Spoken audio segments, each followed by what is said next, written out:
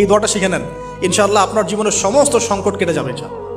আমি নিজেও এই দোয়াটা বেশি বেশি করার চেষ্টা করি। দোয়াটা হচ্ছে, মুসা আলাইহিস সালাম একটা গাছের নিচে হেলান দিয়ে বসলেন, বসে দেখলেন দুজন মেয়ে দাঁড়িয়ে আছে দূরে, পানি নিতে পারছে না।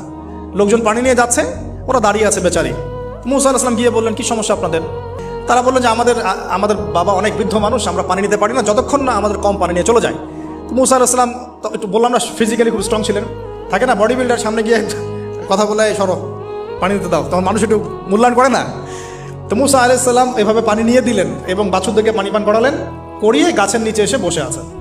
বসে বসে তিনি দোয়া করছেন, এই যে দোয়াটা তিনি দোয়া করছেন, রব্বি, একটা নেক কাজ করলেন, নেক কাজ করলেন না, মানুষের উপকার করলেন, নেক কাজ করে এসে গাছের নিচে বসে দোয়া করছেন, আল্লাহ এখানে তো আমার খাবার পানি বাসস্থান কিছুই নাই, আমি কি করব?